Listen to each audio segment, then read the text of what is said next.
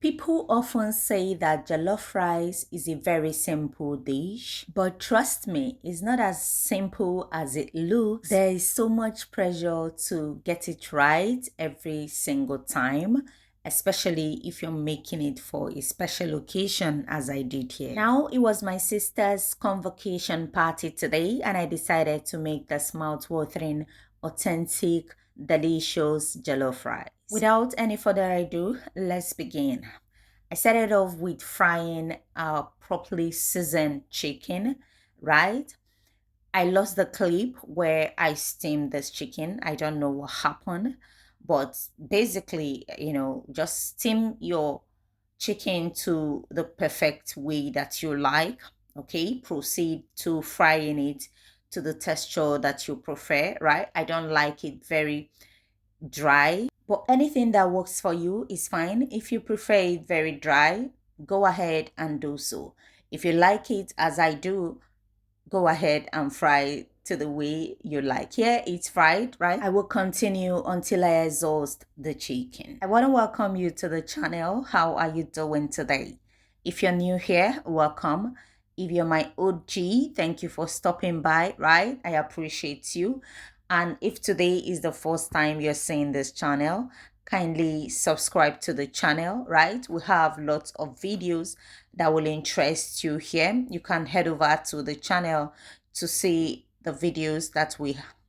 And if those are the kind of cooking videos that you love to watch, kindly do well to subscribe and turn on your bell notification so you'll be notified each time we post a new video. Thank you in advance. What I did here was to reintroduce the oil we'll fry the chicken with into the pot, right? Introduce onions, allowed it to fry a bit, introduce garlic and ginger.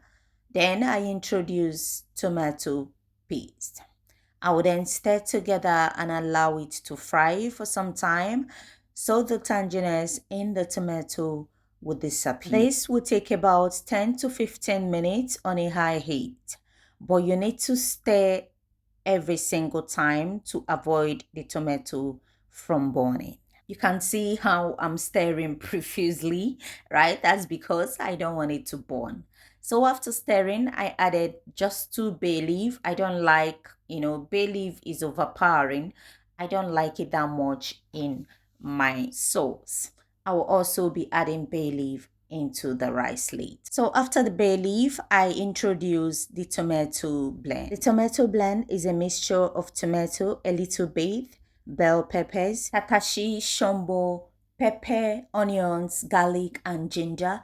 Blended everything together, parboiled it to reduce the water, okay, so it won't take time to fry. Added it to the pot, introduce the stock and seasonings, right? Introduce salt, cover it to cook for up to 20 minutes before you open. When I open up, I'm going to stir very well to make sure that the pot is not burning. And then I removed it and set it aside. So let's cook the rice properly. Into the same pot, I left some of the sauce. I then introduced curry and thyme. I'll stir together to combine, then I'll add more of the sauce for that sweetness and also to elevate the color of the rice. Now I'll stir together to combine again and introduce the meat stock, the chicken stock, the fish stock, any stock you have available. Very important. After introducing it, right, I will introduce the rice. This is a whole lot of rice, and I'm cooking this rice in 2 pots. So after adding the rice, I will stir together to combine. You stir until you get something like this. Introduce your water. This is where it becomes very important for you to be watchful. Rice does not cook with water but steam. Now add water to the level of the rice. It depends on the kind of rice you're using as well.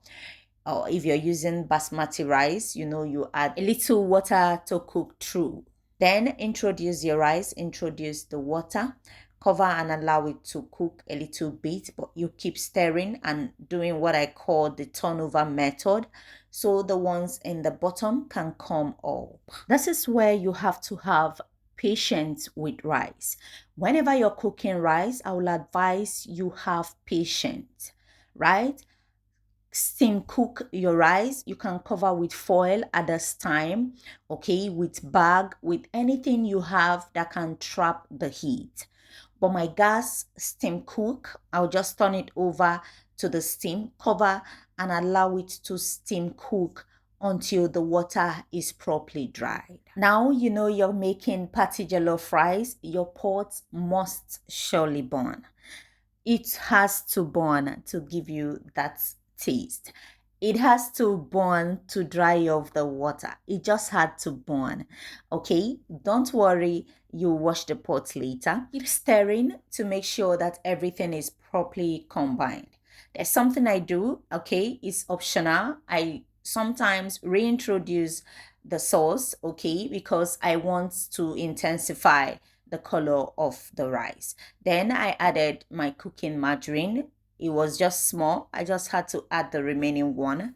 Stir together to combine, cover it again, and allow it to steam cook to dry to perfection. A perfect jollof rice is a well-dried jollof rice. Now to finish everything up, I'm going to introduce a diced tomato and onions for the flavor and for a bit of color. If you haven't subscribed up until this moment, this is the right time to subscribe and turn on your bell notification so you'll be notified each time we post a new video. Kindly give a thumbs up and also share to your friends. Thank you.